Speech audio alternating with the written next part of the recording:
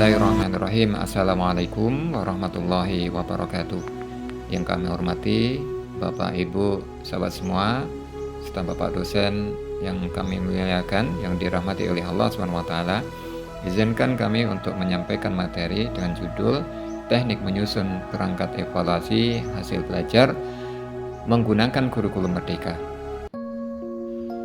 Dalam konteks pendidikan yang terus berkembang, penting bagi kita untuk memahami bagaimana evaluasi dapat dilakukan dengan baik dan efektif.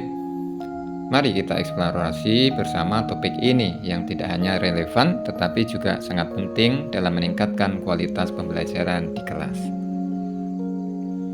Kurikulum Merdeka adalah pendekatan pendidikan yang memberikan kebebasan kepada peserta didik dan peserta didik dalam mengembangkan proses pembelajaran. Tujuan utamanya adalah menciptakan lingkungan belajar yang lebih fleksibel dan responsif terhadap kebutuhan siswa. Dalam konteks ini, perangkat evaluasi menjadi aspek penting yang harus disusun secara sistematis. Evaluasi bukan hanya berfungsi untuk mengukur pencapaian hasil belajar, tetapi juga untuk memperbaiki proses pembelajaran itu sendiri. Dengan demikian, kita perlu memahami bagaimana menyusun perangkat evaluasi yang sesuai dengan prinsip-prinsip kurikulum merdeka. Prinsip penyusunan perangkat evaluasi sangat penting untuk memastikan bahwa evaluasi yang dilakukan relevan dengan tujuan pembelajaran.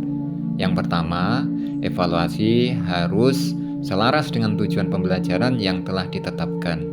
Kedua, evaluasi harus bersifat holistik, mencakup berbagai aspek kompetensi siswa. Dan yang tidak kalah penting, kita harus mempertimbangkan keberagaman karakteristik peserta didik. Setiap siswa memiliki gaya dan kebutuhan belajar yang berbeda, sehingga evaluasi yang kita susun harus dapat diakses oleh semua siswa tanpa terkecuali. Ada beberapa teknik yang dapat digunakan dalam menyusun perangkat evaluasi. Yang pertama, penggunaan rubrik penilaian sangat membantu dalam menjelaskan kriteria dan tingkat pencapaian yang diharapkan. Dengan rubrik, siswa dapat memahami apa yang diharapkan dari mereka.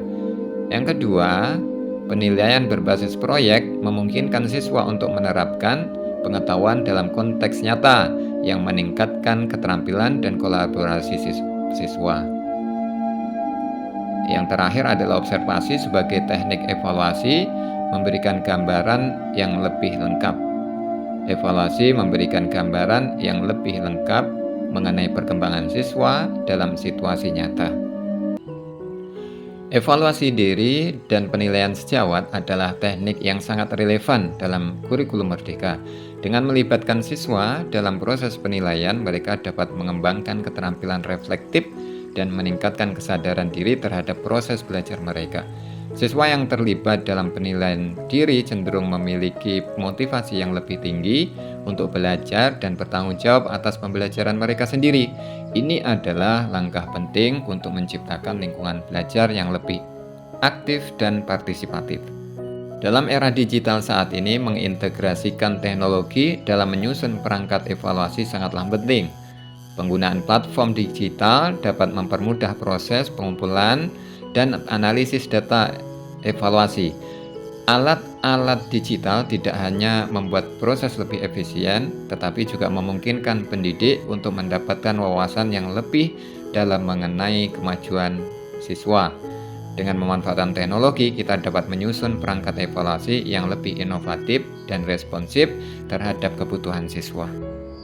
Implementasi perangkat evaluasi hasil belajar memerlukan perencanaan yang matang. Salah satu langkah awal yang penting adalah sosialisasi perangkat evaluasi kepada semua pihak yang terlibat. Pendidik harus menjelaskan tujuan kriteria dan metode evaluasi yang akan digunakan. Selain itu, penting untuk mengadaptasi perangkat evaluasi sesuai dengan konteks pembelajaran yang berlangsung. Setiap kelas memiliki karakteristik yang berbeda, sehingga metode evaluasi harus relevan dengan situasi tersebut. Setelah evaluasi dilaksanakan, langkah selanjutnya adalah analisis hasil evaluasi. Penting bagi pendidik untuk menganalisis data yang diperoleh untuk mengidentifikasi pola, kekuatan, dan kelemahan siswa. Data ini sangat berharga untuk merumuskan strategi perbaikan dalam proses pembelajaran. Dengan menggunakan hasil evaluasi secara efektif, kita dapat meningkatkan kualitas pembelajaran dan menyesuaikannya dengan kebutuhan peserta didik. Refleksi adalah langkah akhir dari proses evaluasi. Pendidik perlu mengevaluasi keefektifan perangkat evaluasi yang digunakan dalam mempertimbangkan umpan balik dari siswa. Refleksi ini tidak hanya membantu dalam memperbaiki perangkat evaluasi, tetapi juga dalam meningkatkan proses pembelajaran secara keseluruhan. Dengan menganalisis hasil evaluasi dan umpan balik, kita dapat menemukan cara baru untuk meningkatkan kualitas pendidikan yang kita tawarkan. Bapak Ibu yang dirahmati oleh Allah SWT, kesimpulannya, penyusunan perangkat evaluasi hasil belajar menggunakan kurikulum merdeka adalah proses yang kompleks, namun sangat penting. Dengan memahami prinsip-prinsip dasar penyusunan evaluasi, serta menerapkan teknik-teknik yang relevan, kita dapat menciptakan perangkat evaluasi yang efektif dan efisien. Evaluasi yang baik tidak hanya mengukur pencapaian hasil belajar, tetapi juga berfungsi sebagai alat untuk memperbaiki proses pembelajaran. Semoga presentasi ini dapat memberikan sedikit wawasan dan panduan bagi kita dalam menyusun perangkat evaluasi yang sesuai dengan kebutuhan peserta didik di era kurikulum merdeka. Terima kasih atas segala perhatiannya, dan saya akhiri, wassalamualaikum warahmatullahi wabarakatuh.